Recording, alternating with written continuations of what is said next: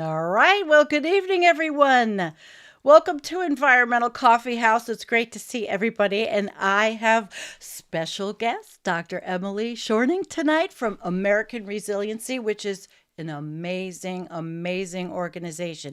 Not just a YouTube channel, not just a website, an encompassing uh, uh, prep preparing for what's coming focused organization. And she's a 501c3 nonprofit, and it's just great to have her here again. But Emily, we have a lot of new people that probably didn't meet you the first time you were with us, and it's just great. And I have to quickly say thank you. I always do this in the beginning. Thank you to my moderators who are here. Kim, you're here, and Looney Tunes, two wonderful moderators. Thank you. Well, take it away, Emily from American Resiliency. We're thrilled to have you. Sandy, thanks so much for having me back. I'm glad to have a chance to come and chat with you. And I Yeah. really appreciate your kind introduction to my Oh, work. hon, you're A lot of wonderful. what we do with American Resiliency is helping people understand how the changes that are likely to come to us in the next 10 years are going to impact us where we live. I think that Absolutely. a lot of climate communication, it has like sort of a world on fire lens. And that's not entirely inaccurate, but things are going to be different in different places. People talk about the outcomes of climate change being unjust, right? And they are unjust. They're distributed around the world and they're distributed within the United States in ways that pose very different impacts to different regions. Absolutely.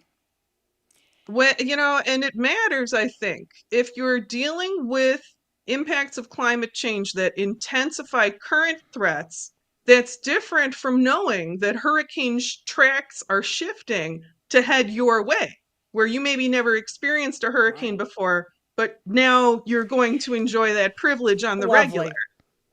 These are the sorts of things that, if that's the 2C outlook where you are, you Yeah. need to know. And the information that we provide on our YouTube channel gives good regional and state level information based on the National Climate Assessment, which is a very high quality source that was produced by the federal government. If you want access to any of the previously published NCA 5s, you can find those on the resource tab of our website. And I Which, misspoke. It's not just the NCA 5, we have them going back to the original, the OG. all right, that's really good because we really are headed to a 2C world and it's frightening. And that's a very warm world. As we've talked about on our Mhm. channel, 1.5, stay alive. Well, we passed it a couple of times. We went up and down, but we are, our carbon parts per million is higher than ever, and heat. And so your organization really, really is needed and fits a bill. And for all of you on X that have joined also, we're happy that you're here with us too. And if you want to be part of this chat, come on over to YouTube. Okay. So, Emily, tell us a little bit first. I want for the new people that have not met you about how you started this, how you got into this. So, I have a background in research. I've spent decades, I have a lot of peer reviewed research published on how to communicate complex concepts to the general public. I Okay. think that the information that we need to understand about how these changes are going to impact our homes and communities is information that can be understood by everybody. It's not super complex science. We can Right. understand the changes that are going to impact our lives. I brought my academic expertise and my experience working for other nonprofits in climate education to my work with American Resiliency. I wanted to found an organization that would be different from many of the other players in the climate space. I wanted to look at what was coming next because even before 2021, when I founded AR, it was pretty clear, I think, to many people that we were not going to stick 1.5. Nope. It was pretty mathematically clear that 2C is a place that we're going to see in our lifetimes. And when I found it in 21, I did think with the consensus view, which is we were looking at 2C by around 2050. A lot of the measurements coming in, we looked on track for 2C by 2050. But in 2023, things changed. Yeah, In they May of did. 2023, people who were watching Earth systems information, the incoming near real-time data that we're lucky to be provided by Climate Reanalyzer is a great source, and the Copernicus Institute, which is the Oh, yeah. EU's climate output. That's a great Thankfully. source. Yeah, because I'm so we, grateful for Copernicus. me Oh my too. Me too. we started seeing things get weird on those fundamental measurements in late spring of 23. We saw global temperatures increase. They did come back down a little bit this summer. We had a few months under 1.5 this summer, but the 12-month rolling average is still over 1.5 for 2 years now. And the most recent measurements are back over 1.5. Did you So ever it's think not you an would, aberration. but did you ever think you would be saying this 1.5 now, this early? Like, because we always knew Didn't, but I'm glad faster. that I'm able to do it, you Yeah. know? When we look at science journalism, it's been so defunded, right? Like we lost a lot of science journalists after the 2008 crash and networks never hired them back. And a lot of news outlets, I'd like to exempt The Guardian from my critique. I think The Right. Guardian They, does pretty quality climate coverage. yeah, they do. We're talking about climate coverage that is reimagined for clickbait, right? And we need real information. We need some like nutrition in our climate information. I am I like glad that. that life has been so weird that I've been in a position to watch these changes happen and talk about them as they happen. Well, we are too. Even though it's not, yeah, that's a good explanation. Life has been so weird, and the climate, it's faster than previously expected. And we used to say that years ago. There was a Facebook group called Faster Than Previously Expected, but I don't think anyone thought it was this fast, to hit 1.5. It's true. And I think there's not good coverage of the reality that this is no longer like a crazy internet people are saying faster than expected. France was the first nation that I'm aware of to move their climate adaptation and resilience goals up, where they want to be ready for 2C by the mid 2030s. They're And the smart. UK just implemented new standards requiring construction be built to a 2C standard by 2030. Not here. I don't think we're going to see the same level of change response here, top down, and that makes the work we do on the ground in our communities so important. We top down's not coming in the U.S. We need a bottom up change response, and the work that we do in our communities is so important. Before we went live, Sandy, you were mentioning that you're going to go and do some advocacy against data centers to Hmm. help protect groundwater in your Right. area, right? Absolutely. Hmm. I think that's so important. That's the sort of important work on the ground that protects a generational future in places that have a Right. decent outlook, where the 2C outlook really has some edges to hold. And I don't know, should we talk about where those edges are? Yeah, in a minute. I just want to bring up a comment. You know this person. I've known since 1971, so I've been waiting for like forever. And she's ready. Oh, Jack Wolf, I'm so happy to Old see you Jack in the Wolf. chat. Yeah, old Jack Wolf. All right, well, did you I want tell to you, pull up? Oh, go ahead. Go ahead. Go. I just want to say, I hear from people like you, old Jack Wolf. I hear from people who were taking college ecology in the 80s that this is not a shocker. And of course, I learned about climate change as a kid Yeah. in Illinois public schools. I've been covering climate change for a long time. I think that there are obviously failures in the communication that the scientific community has used that we're in this point, right? Yeah. And the mitigation strategy, I think we're all at a point where sadly, this mitigation is the only message for response that's not working out so good for us, Nah. right? No. My We gosh. need other ways of talking about this and other ways of responding. And I've found that a resilience approach where we talk about what's happening now and how can we respond on the ground in our communities, that energizes people in a different way and it lets you get more people to the table. And this is a big problem. We need everybody at the table we can get.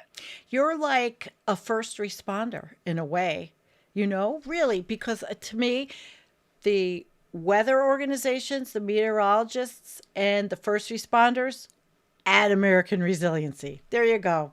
The full plate right there. I mean, you're responding to a need that is sorely, you're not just a prepper channel, you're sorely needed. Your information is. And you can talk about the state by state and everything you've done, which is great. It's I feel very grateful to have had the opportunity to do this work. I wouldn't be able to do this work without the support of the AR community. This is how I support my family, is by doing this work, and we're in just a wonderful place of support thanks to the community, thanks to the generous giving. We had a major donor double our budget recently. Thank you so much, Fantastic. Christopher and Luann. We are in a position to hire a third staff member in Oh, January so that we can work to serve the AR community better and so that we can serve the public better, improve access to this information. I don't have like my own secret satellite network, right? Like I'm not you coming up with this don't? information myself. Oh, jeez. I wish I did, Sandy, but I don't. There's no like You supervillain know, level you're lab not equipment. Elon Shorting. No, I'm kind of like the anti-Elon. Yeah, yeah, I'll drink to that. So the Vitamin information water. that I use, the reports that I make, the risk assessment and change Yeah. response strategies that we develop at AR, they're based on incoming information about Earth systems. We use the sources that policymakers use to make decisions, to help you make decisions about your life. And we use high quality, peer reviewed modeling research to help us look forward using different paths. How do you come up So with it's what you a, need to do? How do you come up with, okay, we need to ABC? it's something that had been rolling around in my head for a long time. It was 2015 when I really started thinking seriously about founding AR, because that was when I became so aware of how much localized projection information we really had, that even back in 2015, we had a fair idea of what sort of changes in temperature and precipitation we expected across the US by 2C and how it would vary. And knowing that that information was out there, but it wasn't very often shown to people in a way that connected it to the ground, made me want to use the information we have to tell different stories. And Okay. so I have NCA 4 and NCA 5 outlooks for all 50 states. I also do international work, and the international um, modeling information is getting better all the time. I recently did an update for the EU and the UK. And we did a Excellent. deep dive looking at the UK to see the differential impacts of AMOC collapse. Because a lot of people know that if the Gulf Stream does shut down and Oh, it's yeah. looking very wobbly, right, that we expect extremely differential impacts to Northern Europe and to the UK. We have a lot of folks in Scotland who are part of the AR community. So That's being great. able to get them this information was cool. Right now, I'm working on an international outlook for Pakistan, India, and Bangladesh. Oh, And I think that when we look overseas, it lets us see how serious 2C impacts are, and that the US is like not first in the triage line on this situation. oh, I don't think so. Can you do No. me a favor? Just real quick, give a little 2-second overview of your models and see what you're talking, when you, just so Okay, anybody that so when I may talk not, about the NCAs, yeah. I'm sorry, this is like such a scientist thing to do, to just No, be like, yeah, let me my, drop I some have letters at you. I have a But sophisticated audience, but there might be some new people. So, so I'm talking about the National Climate Assessment, yes. which was mandated by Congress, a report mandated by Congress to be released every 4 years. The current administration has axed the traditional publication of the National Climate Assessment, Yeah, poo. but major scientific organizations like the Meteorological Association, they're working to find an alternative venue for the sixth National Climate Assessment. This has been a key source of information for city managers, urban planners, Yeah. for state DNRs across the US. Everyone gets really excited when a new version of the National Climate Assessment comes out because usually it has more detailed maps and more detailed projection information. And since the late 90s, the modeling presented in the national climate assessments has been pretty accurate. We're living in a pretty accurate picture of what Oh. was predicted for 1.5 today. Mm. Okay. Well, that helps. I just wanted to re re-energize the mind to remember. And it is, what countries are looking at possibly taking up where we are not, where unfortunately we're losing time with this What administration. countries are going to pick up the slack for the US? That is a heck of a question. In the scientific community, I can't tell you how many of my friends and colleagues have lost their jobs Mm, in the wow. last year, Devastating. or are experiencing huge instability. I have a lot of colleagues at NASA, at the JPL on the West Coast, and at Goddard on the East. It's like a bloodbath. And these are people who are lifelong public servants. Mm, It's awful to see what's happening to the scientific community. And let me tell you, the funding that we're losing in for research in America, it's not being picked up. Other countries don't have as large of research budgets as the US has had for pure research. A lot of people are trying to get jobs overseas, but there are not as many jobs right. as there are positions being lost. And And it's going to be terrible. what took us in this country how many decades to set up cannot be done in 10 months. Although the destruction that the administration has done has happened pretty quickly. It's awful because it doesn't just impact people in the field today. We're looking at a generation of young scientists who are looking at no funding, no job market, no security. And we're not going to be able to accept students into many PhD programs and labs because of the situation. It's a chain of transmission in the scientific community. Right. And if that chain gets broken, it's harder to repair than it is to break it. Yeah. And I think the focus in this country now is, oh, if you're coming here, it's going to be AI, technical, but that isn't going to do anything for mitigating or adapting to heating. They're just making it worse by building bigger data centers. I mean, people talk, there's the controversy, well, there's going to be an AI bust or boom. Will it be a bust or boom cycle? It doesn't matter if we don't have a habitable planet. It's I think that you have the bottom line rolled up right there.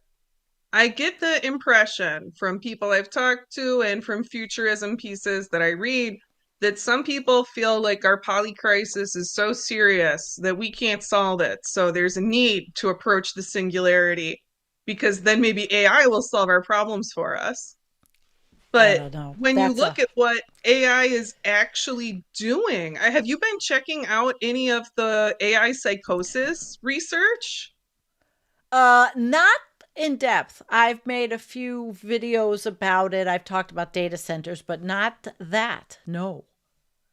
That's It's scary. messing people up. And it's a small percentage of users but it's Oh, thousands of you people mean who never had psychiatric symptoms before or psychotic delusions have been kind of pushed over the edge into psychotic delusions by AI. because it's There's talking to them and it's becoming a partner, a friend, whatever, and it's telling them things from what it's yeah, there from was a AI learning. transcript on CNN recently from a young man who committed suicide who was very involved with a chatbot. And the transcript shows the chatbot clearly encouraging him to commit suicide Okay.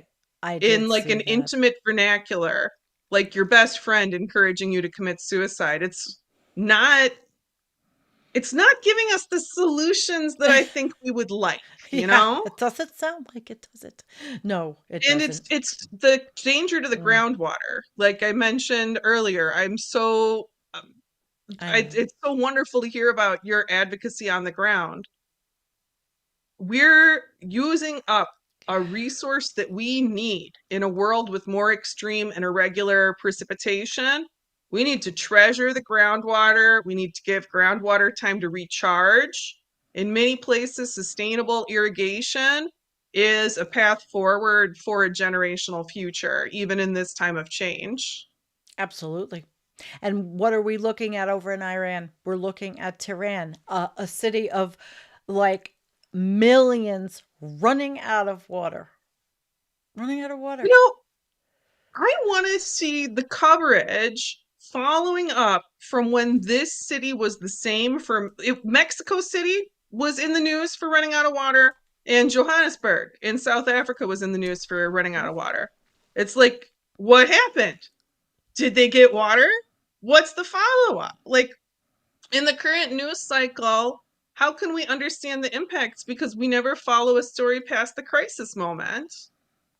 No, and that's our media is just unfortunately is and it's not going to get any better. So that's why we have all these alternative sources to try to it's reach one and teach one, guys. We have to share.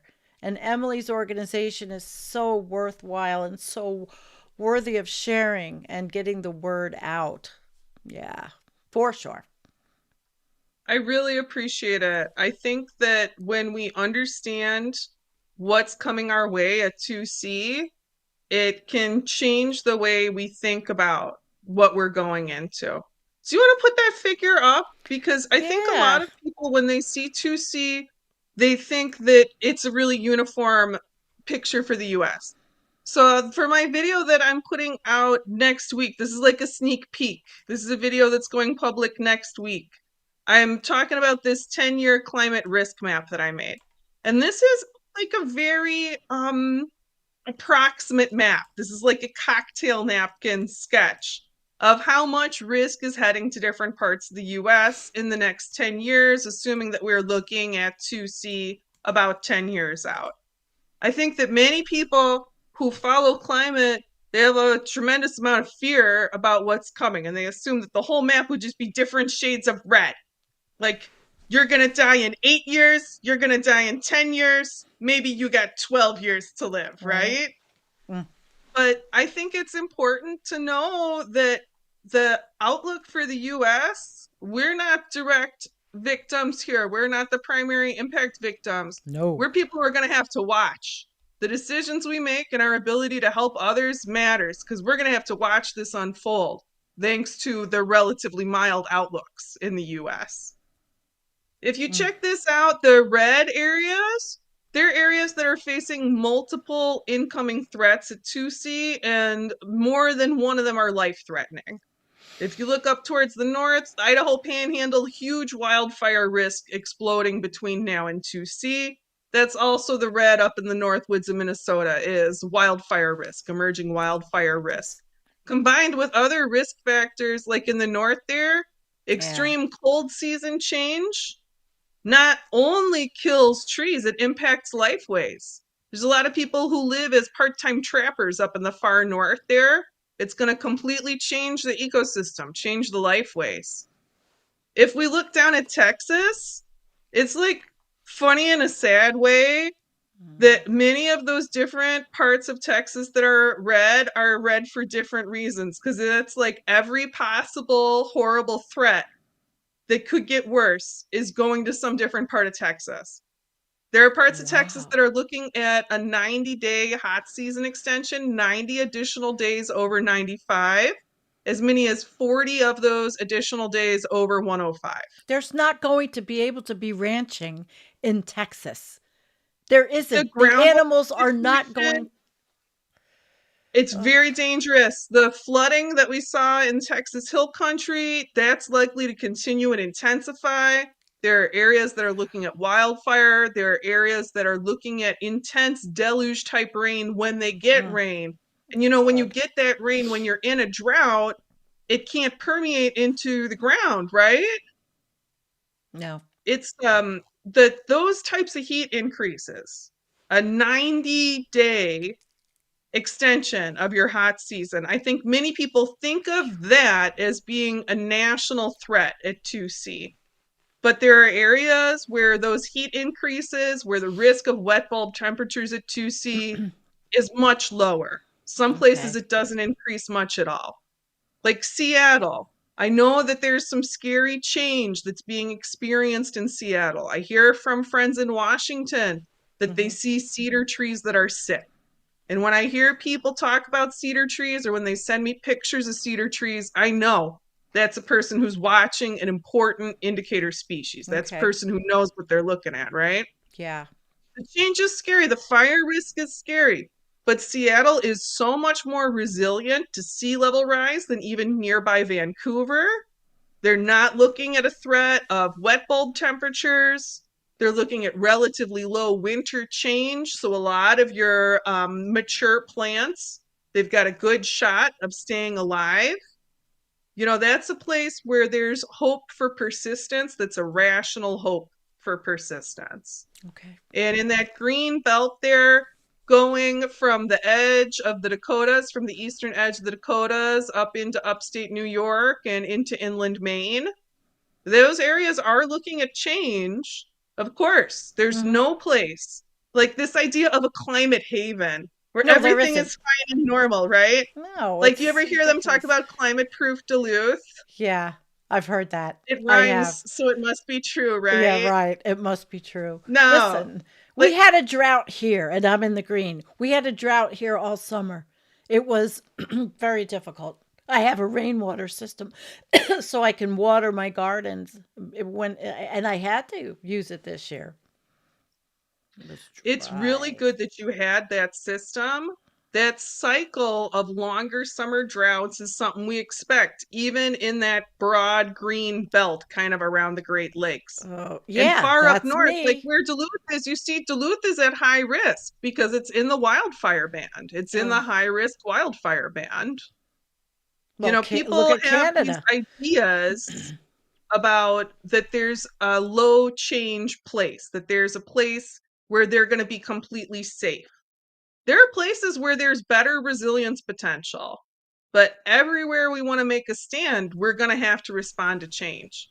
There's no place where it's always 1990. that's That's great.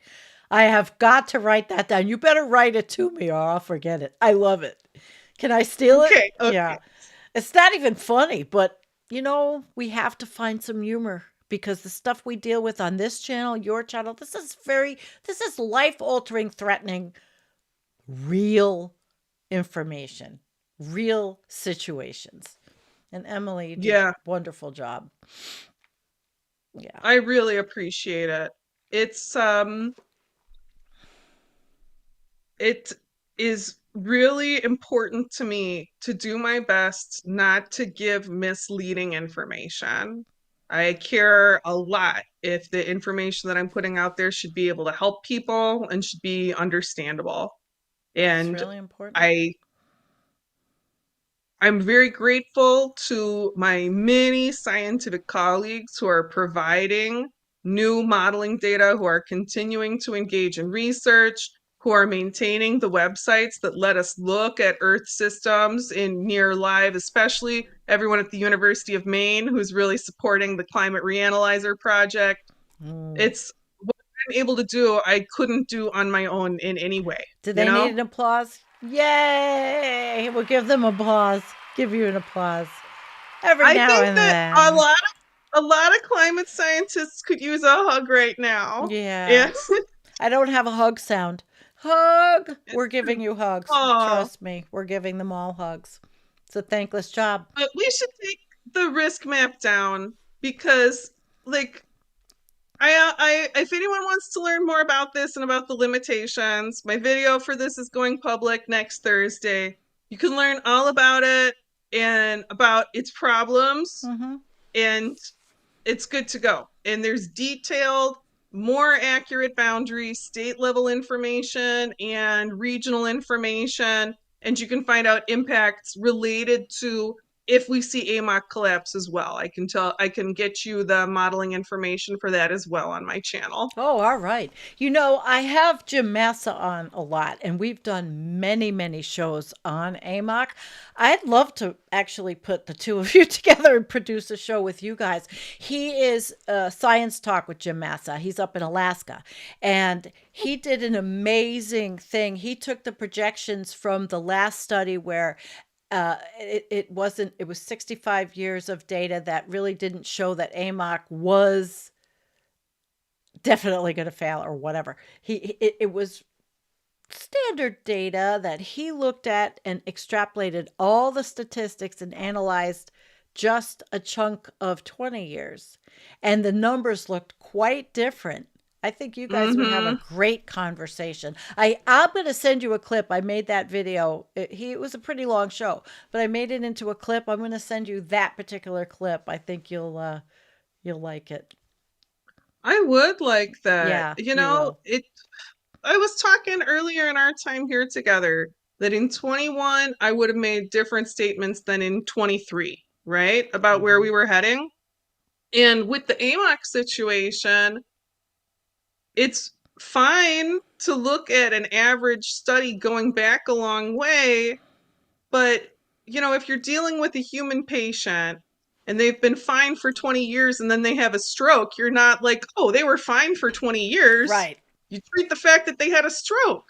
Ugh. And we're looking at rapid changes in some Earth systems that I think average is not always the statistical tool to use. No, that's why he did what he did. He did such a good job. I was so impressed that the way he took that data and then worked it. Really worked it. It's really cool. Yeah. I Yes. feel like just looking at anomaly patterns in the oceans today is enough to give you the heebie-jeebies. Like, you can't look at it and not think something's going on Well, at yeah. this point. That's what he does. My our audience, everybody knows Jim. So, yeah. Okay, that's something to look forward to. I'd love to talk with him. That would be Okay. super fun. Great. Talking about the impacts is, like moving from description to action, I think is the next place a lot of us want to go. Yeah. Action. I mean, we know what's happening. It's we do talk about it sometimes till we're blue in the face, the numbers or the statistics. And Elliot Jacobson puts up every day his graphs, which are great. You know, Elliot, Yeah, Dr. Elliot Jacobson, his graphs and work. Jacobson puts out a nice Yeah. figure. He does a Yeah. great job of identifying incoming data and anomaly patterns in incoming data. Yes. And then you take that and work it. That kind of stuff. That's important. It's important when we want to have the best community response we can, because we've all seen that these disasters, they impact the whole community. Like in August, when Milwaukee, Wisconsin had that huge rain event, they had parts of the Yes. city had 14 inches of rain in one day, One day. which is bananas. Oh my God.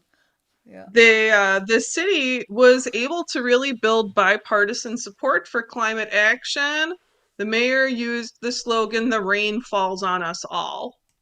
And we're in a situation where the rain's going to fall on us all, or the drought's going to impact us all. And finding ways to talk about what's likely to come and respond to change. A lot of your policymakers and thinkers, they say this is the window. If you want to do adaptation and resilience work, it's in the space between 1.5 and 2C. Because by the time you get to 2C, everything's so busted that the supply chain is busted and it's hard to get stuff you need Right. to make change on the ground. And people are even more stressed. Like, can you imagine that we could be more stressed than we are now? Well, yeah, I actually can imagine it. I can. Yeah, I feel it it's, in people. yeah. But then, then there's the other side of the street, the people that will be shocked because they're denying that it's even happening at all.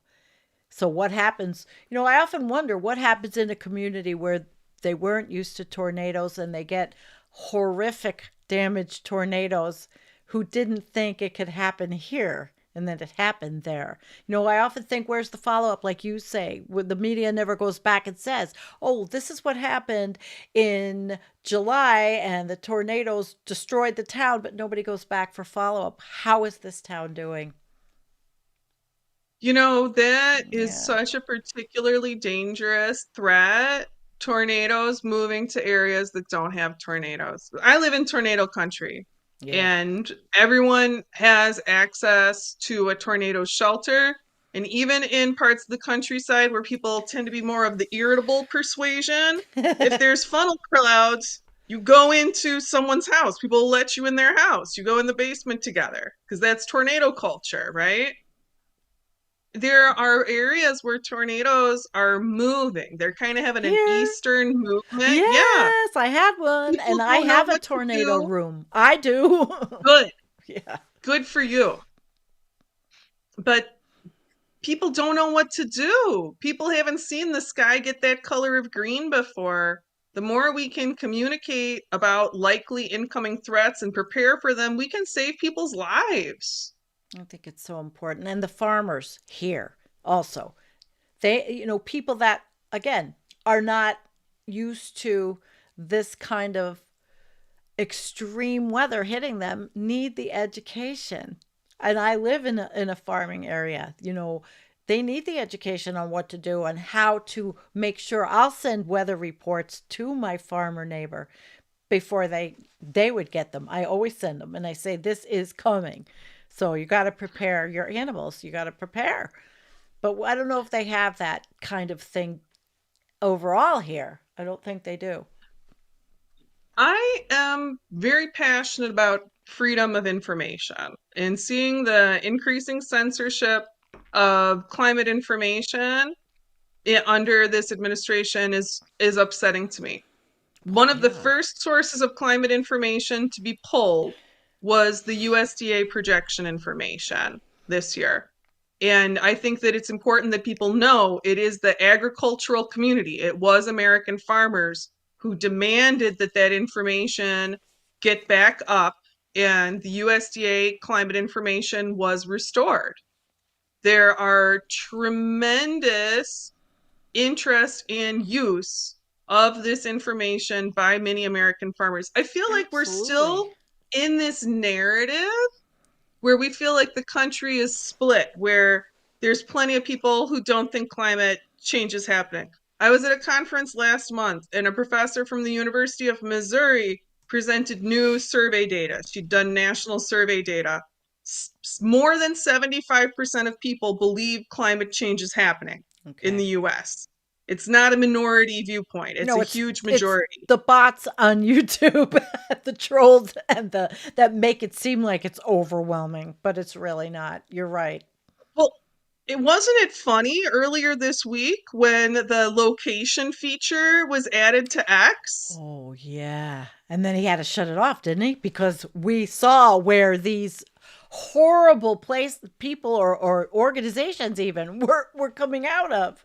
Oh jeez. Yeah, it's not coming out of the US. A No. lot of the influencers that talk about the climate change stuff is like a big scam. They're not in the US. They're working to destabilize the US. Jesus. They're What a scary time. more than 75% of Americans believe that climate change is happening now, and more than 65% of people were making changes in their lives to try to make a That's difference. good to hear. I did not know Yeah, that statistic was that much. It's really moved. Even since Yale All did that right. big study, it's really moved. And I think it's because we're experiencing it. Like the extremes that we've been experiencing since the bump in 23, 24, and 25 have been weird years. Yeah, but I doubt well, nothing's going backwards. So we are here to learn how to acclimate ourselves to what's happening and what's coming.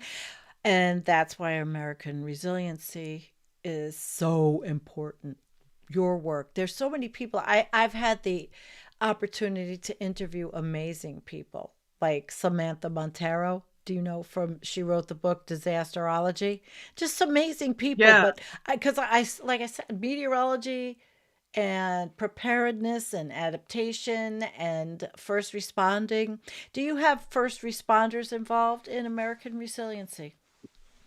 we have some very cool individuals who are volunteering as we renew our ground volunteer program for 2026, who are involved in disaster response coordination, Great. as well as having first responders that are members of the organization. That's fantastic. We're, I think that taking, with FEMA being gutted, right? Mm, The states are supposed to take up disaster response, but there's not a great plan in place for that, right? For many communities, this is a really important time to figure out what you're going to do to take care of each other in the event of the next disaster. I think that if absolutely. AR can get resources that help people to store water together on a community level in event of utility disruptions, we saw in the aftermath of Hurricane Helene that even people in temperate climates need to have water stored. Do you remember how long the water was out for Asheville? It was A horrible. long time. I had a gal on here that lost her home, that she got sick, she lost everything. She explained exactly what happened. It was horrifying. It's terrible. It was Yeah. just awful. And It's that's happening a all over the city. world. It is. It is.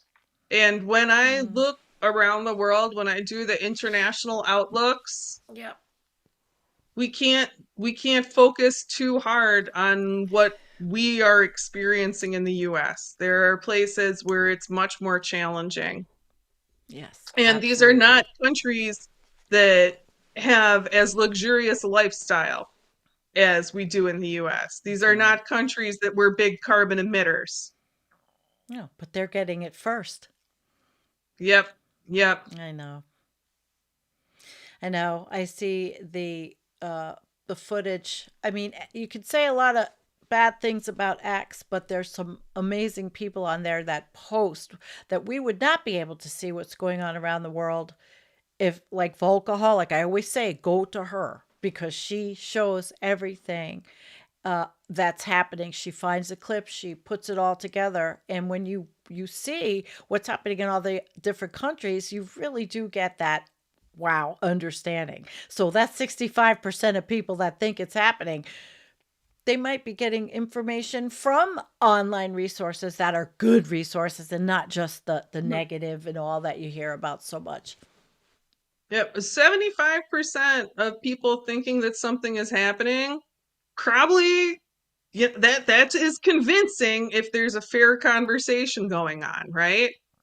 And when we have the opportunity to get information from people in other places, when we get the opportunity for people to speak freely, oh, Uganda. Oh my gosh. That's The Alex from the scientific Climate Crisis community Club. in Uganda is so heroic. That's one of the first international outlooks that I did to honor Uganda, to honor the many people who are working the problem so hard there. You ever hear of pearl millet? I haven't, but Alex might have because in he runs the Climate Crisis Club that does the space on X every Saturday, and there are people that participate from Uganda. Amazing to hear that all over the world. That's why I love it because I hear people that live in so many different countries every Saturday. Every Saturday. That is Just so cool. There are yeah, food scientists in Uganda who have been working to breed pearl millet in Uganda, African scientists that is able to set and fill grain over 105 degrees. pearl That's millet. way above the threshold for corn for other conventional crops. Pearl And they millet. work to make this grain available to feed Wow. people in a warming world. And it's a gift to humanity. That's amazing. Somebody in the chat look it up and see if you could put something in the comments on it. I can't. I'm not I'm not that great at multitasking tonight. So, we do have a couple of questions that I thought, well, maybe you would want to. Okay, I'm going to start with old Jack Wolf again. ABOC slowdown is evidenced by a 1.9 inch increase. Whoa. In this year's Miami's king tide is measured from the previous record of 2025. We'll have to ask Jim about that one for sure. Holy crap. That's a A 2-inch statistic. increase Yeah. is big. Hi, Oh Emily. man. Do you know about the Bella devastation? Lubriti. Yeah, that's a great name, isn't it? Do you know about the devastation of stratospheric ozone caused by satellite reentry? Aluminum oxide. Oops, wrong one. Aluminum oxide is a long lived ozone destroying catalyst. Bella Lugrisi, I really appreciate you bringing up this point because this is not something that I was aware of. I've heard about the increased space trash issue and the increased re-entry issue, but I didn't know about that ozone and atmospheric impact. I will learn more about that, and I am excited to have learned a new thing here. Thank Good. you. He's amazing. I know him. Actually, he was here. He set up my studio. Oh, cool. Yeah, I mean, we have a great community. We do. Just like you do. We really do. Okay, let's see. Question. Hi, Steph. I heard the president of Mexico built infrastructure to bring more to water, I was assuming, to Mexico City. So maybe there's things we don't know. That is good follow up. If that's follow up on what happened with the Mexico City water crisis, Mm-hmm. anyone who's interested in the climate outlook for Mexico, that is one of the other early international outlooks that I did. And there are some Yeah. parts of Mexico that have good resilience potential at 2C. When we look to Mexico, there is a lot of potential there. And it made me very happy to see that potential in such a culturally rich and important nation. Yes. Let's see. Rollins switch. No, Billy Joe. For what it's worth, more than methane is releasing in the Arctic and Antarctica, even off the coast of California. Yeah, it's like everything happening everywhere and more than what was projected. I hate methane the most of all of the trying to kill us combined threats of climate change. Okay. And so we've got this observed rapid melting in Antarctica.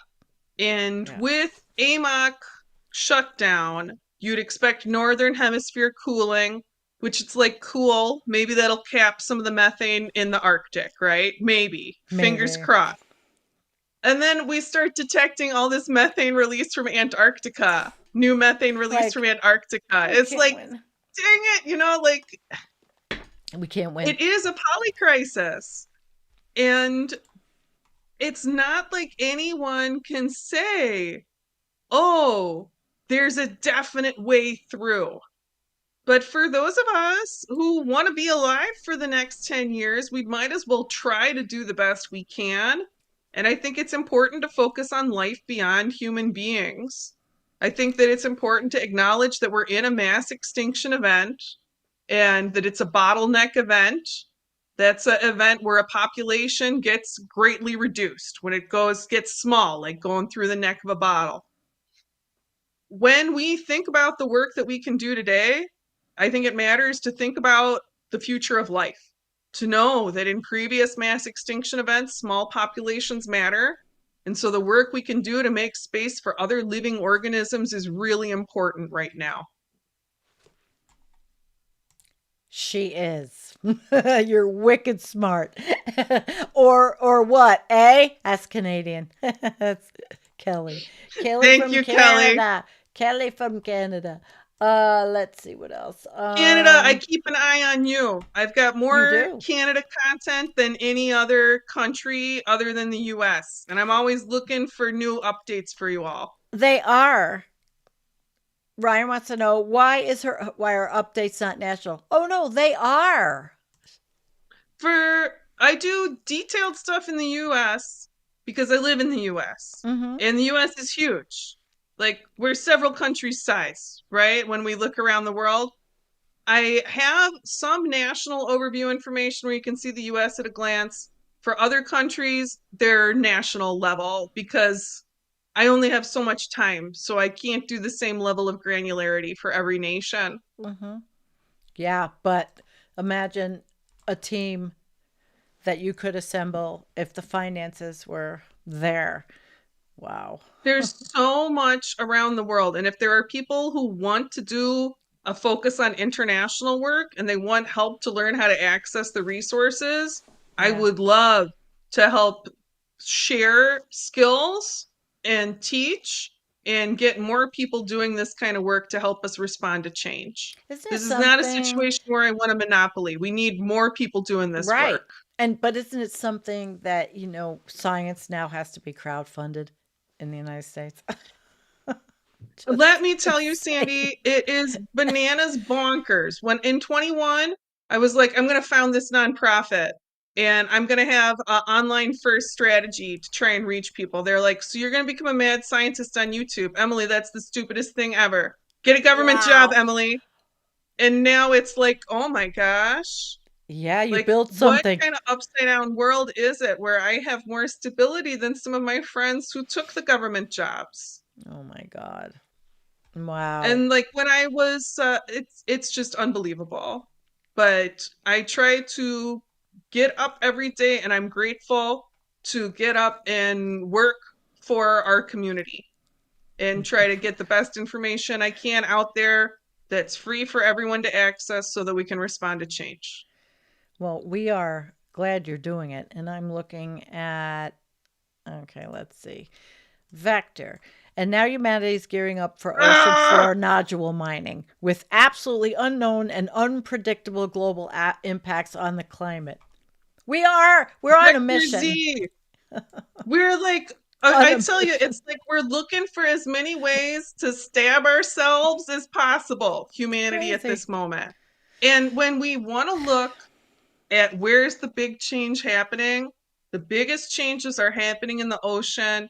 When we've looked at past mass extinction events, the death is often worse in the ocean for people who live in countries that have a lot of food that comes in from the ocean, it's important that we know that these climate projections look very bad for life in the ocean, that marine based food systems are under threat. If you're a person who hears there's going to be great death in the ocean and your first thought is what's on my plate, when I think that many of us, though, when we hear that there's going to be death in the ocean, we think about the beautiful and intelligent life in the ocean that will suffer. Hmm.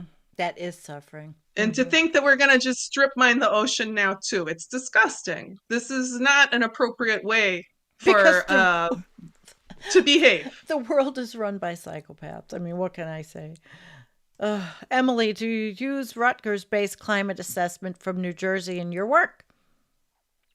One Living World. I have read that, and I believe I reference it in my state video on New Jersey, but I'm not sure because I've made too many videos and I can't remember them all. Okay, I One Living World, respect then you have to very go. much the state level Yeah. work that has come out from many states. I think one of the great triumphs in recent climate communication is the New York State Climate Assessment, Yeah, which come shows on, how by state. 3C, New York City is going to be like New Orleans. A heat island. Yeah. a shift towards like a New Orleans type weather, which because it's going to be flooded, it really like you could get a whole New Orleans vibe in New York as we look out towards the climate future. Well, how And other interesting. states have done great work too. Washington always deserves to be mentioned when we talk about state level work in climate assessment and resilience Okay. assessment. Washington But State. I'm sorry, you were putting up another No, question we and can I'm go talking back too to much. it. You're not talking too much. This is why you're here. They know what I have to Oh, say okay. all the time. My God. All right, I will put it up, but I want to be interactive with our chat because this is good stuff. What is the best solution for people in big cities? How can city people help in stewarding nature? Ree, I'm so happy to see you in the chat. First off, Ree, I'm always happy to see you. I think that when you're in big Hi, Ree. cities, Yeah. there are multiple ways to approach this. In cities, there are often some green space options, and a lot of those areas are cared for by volunteers. For example, I've spent some time in Chicago. I have Chicago roots. The Jarvis Bird Sanctuary on the shore of Lake Michigan is a critical stop for so many migratory birds. It's Yeah. like the world's largest truck stop for birds. And the thing that keeps that critical ecological island alive is volunteer labor. So if you're in a city, you should see what ecological spots are being cared for because it's going to be other people like you and they're going to need your help. That's I think also amazing. in urban environments, Yeah. helping to think about what you would do in the event of utility disruption. What mutual aid can you organize in the event of utility disruption is important because in cities, the support we give each other makes or breaks a disaster response. Disaster response goes much better if people have a basic ability to take care of each other for at least a short period of time. I think that's exactly right. People have to, it's community. But I like what you said Yep. about the volunteers. Look at who volunteers. And if you have the physical stamina, volunteer in the city to work in these spaces.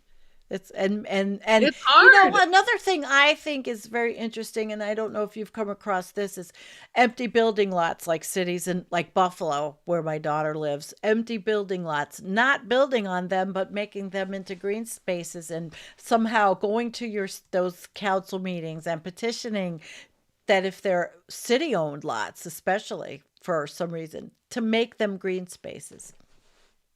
You know what I really admire is the work that's happened in Detroit around that black-led work in Detroit around urban greening. The communities in Detroit have done some amazing work So to they're the totally model. change their They're the model. landscapes. I would Wow. put them as the model for sure. Very I'd like to nice. shout out Fisheye Farms in Detroit, particularly. Okay. I'm glad I realized that. Now I'll check out much more about Detroit so I can see maybe to bring some of those ideas to people in Buffalo in the cities. Because I live, it's all green. I'm in farm area. But these city questions are very interesting. And I have one for a comment from hi John. John, please grow moss. It can grow on lots of surfaces and is better in CO2 absorption than trees. John, I think that's a wonderful message. A, because I love moss. Moss is a great aesthetic. And B, because it kind of opens the floor onto what stores carbon better than trees. And I want to beat my prairie drum for a minute. When we're talking Go about for it. a world of increasing wildfires, a tree burns, you can get all that carbon back up in the air, right?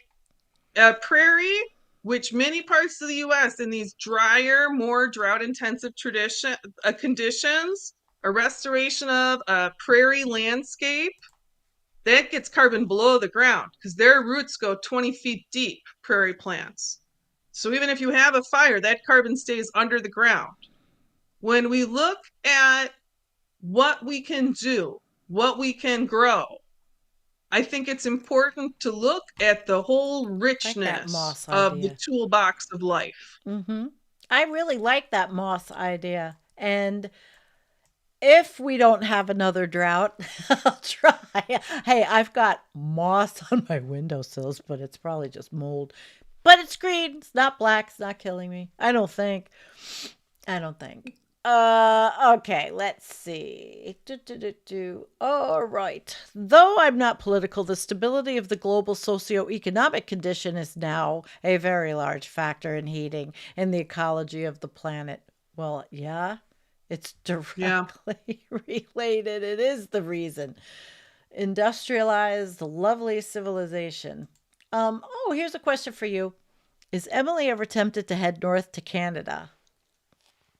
Old Jack Wolf, I there's a lot that I like and admire about Canada. And our decision nationally to be rude to Canada this year is so embarrassing. Like it Mm-hmm. takes a lot to make Canadians mad at you. And when you do, you should be scared of Canadians. Like they get really mad. I have heard from quite a few people who have worked to try to get up to Canada this year, people who got job offers in Canada, that the state of the healthcare system in Canada is so bad that some people, in fact, turned back and had to give up the job offer. I know Wow. people who have been waiting more than a year to get access to primary care doctor.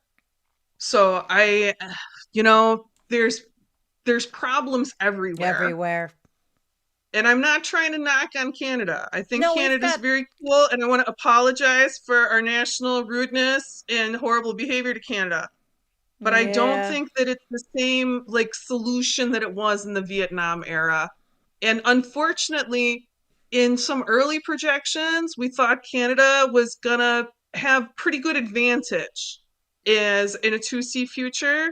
As we understand more about the Arctic amplification effect, change is higher the further north you go. On that figure we put up earlier, you might have saw there was more red up towards the north. right. There are many parts of Canada that the outlook is more challenging than we'd like to see. It was very upsetting for me when I first processed the information for British Columbia because so many people they really have a lot of hope in British Columbia as a resilience destination. Right. Kelowna is one of the fastest growing places in North America. I think Kelowna is the fastest growing city in Canada. And anyone who follows Canadian climate information has seen the Yeah. horrible natural disasters that have struck Kelowna in the last few years. And Mhm. we can expect more of those extreme events in that area. We're all going to be facing such change, and we have to do what we can to support each other as we move into this challenging future. But going to Canada is not the simple solution I wish I could say it was. Kate lives. Kate lives in Vancouver. I really thought British Columbia would be safe, and now things are quite disastrous.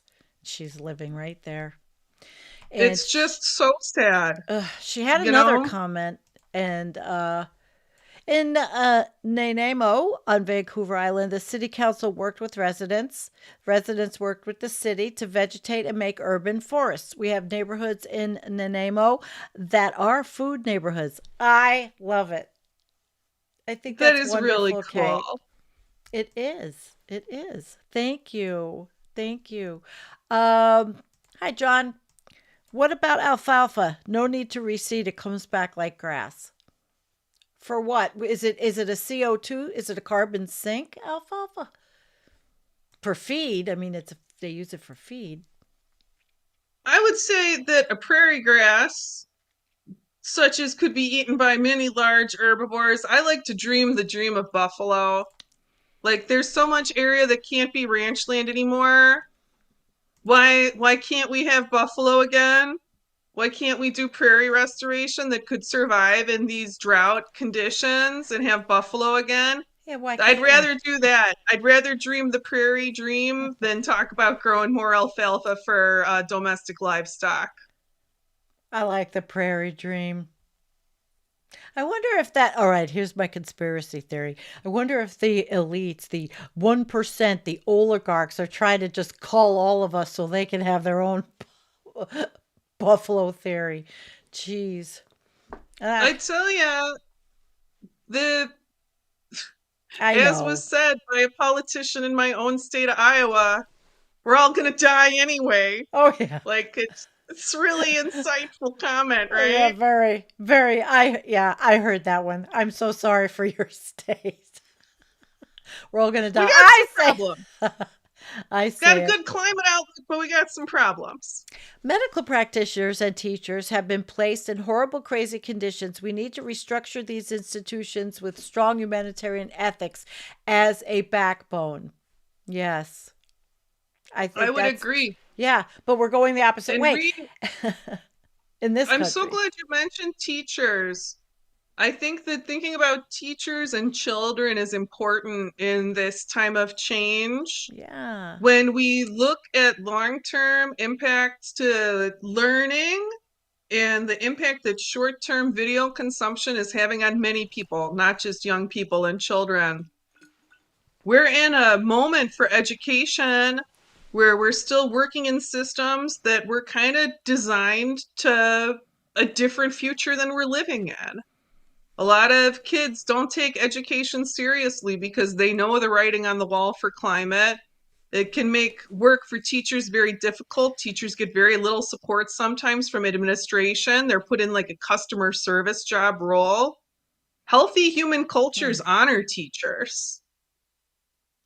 The Our fact that teachers Department are of, so underpaid and yeah, disrespected in our country is a sign of problem in our culture. it is. And they're decertifying professions now. The Department of Education is under our, what's her name, McMahon, that bastion of intelligence. They are actually going to declassify certain positions as not professional, like nursing. Certain, I don't know the whole story, so I don't want to talk about what I'm not specifically educated in yet.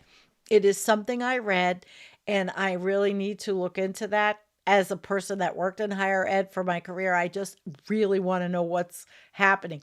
But that's discouraging.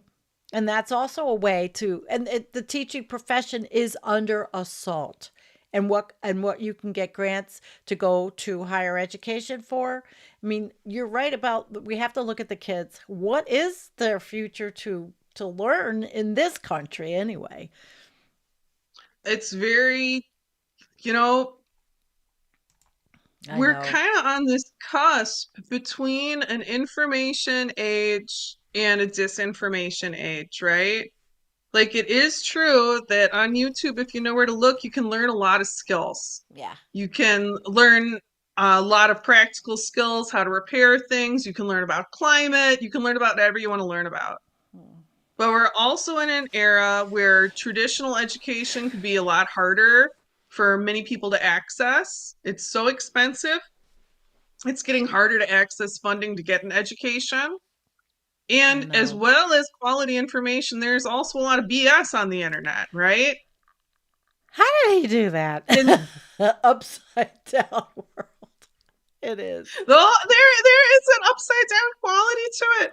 I think that Yeah. as we're moving forward into an era where the internet is not a wild west anymore, and it's not like a capitalist space anymore, it's becoming like an AI slop space, right? Getting Ah, access to quality information is going to be more challenging. And if we can share quality information sources with each other, I think it's really important. I think that's why I'm sticking around and I don't say I'm just not doing this anymore because I watched a video on AI slop. I watched somebody, I don't know why it popped up, but it was very interesting because I do see those no face channels and they're monotone AI voices and they're getting 250,000 views and they're just superficial bullshit. It's just sad. It really is. But of course, my channel is, I mean, I'm not a taste for everybody. You know, we're all different. We are all different. But for a lot of good information, please, please, guys, go to American Resiliency. And I'm going to put the link, more links in the show notes. We are an hour and 10 minutes. And guys, I'm tired. So let's wrap up. We didn't do the environmental coffee house flush of the day. So, Emily, you're the guest. What would you like to flush metaphorically? If we could flush the methane from the permafrost All thaw, right. that would be so convenient for all of us. I don't know if that's in the spirit of it. Bye bye, methane in the in the permafrost. My my former partner Jennifer would agree. Yeah, my retired partner here, Jennifer, she Well, would agree. Cindy, you keep going. You bring together a lot of important ideas on environmental coffee house, and I'm so happy to get to talk with you again. When I feel good enough. Not every Yeah. day, trust me. But Ernie, another Canadian. We've got a lot of Canadians in the audience. Ernie has a great channel. You want to relax? Go to Ernie's Cabin. He just talks and he lives in this beautiful place and he's so philosophical and lovely and mwah, wonderful. I love this is why I don't quit because of the chat, and the people that follow us because everybody that does really cares. And I know you have the same kind of dedication, but we need a wider view for your work because it's essential. I'm just the messenger, but you're the frontline working doer person. That's what I really respect about you and what you're doing. It's unbelievable, and you are a fountain of knowledge, and I thank you. It's a love fest, but yeah, because you're goddamn wonderful. There you Well, go. Sandy, thank you so much. I'll do my Yeah, best to keep there it you up, okay? go. Look at that. Sandy brings different angles and angles related to environmental concerns. Yeah, I do what strikes me at the time when I do my own shows. Yeah. I have to be less lazy at getting in touch with everybody to get interviews going on again. And You here we are. do what we're in this for Yeah. stamina rather than speed. So Yeah. I figure we got to take care of ourselves and we do what we can do, and it matters that we keep going, not that we do everything so fast. I like that. I like that. We're in this for stamina, not speed. Yeah. Yeah. I think you're right. All right, everybody. Peace out. Oh, it's holiday. Thanksgiving. We should be thankful for the people that are in our lives, whether on the internet or in our lives, and the animals, right? You want to say the last word, Emily? Thanks, folks, for being here. And Sandy, thanks so much for the chance to come and chat with you. You have a happy Thanksgiving, too. And you should write a book. Let's see if she has the time to write a book. All right, guys. Good night. See you. I don't even know when. Tomorrow night. And you know my schedule. Thursday. No, not Thursday. No show on Thursday. And Friday night. Yes, I have my show on Friday night. All right. Nighty night.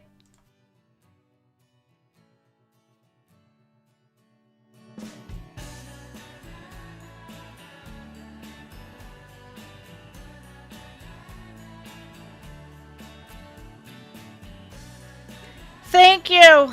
Love you, Matt.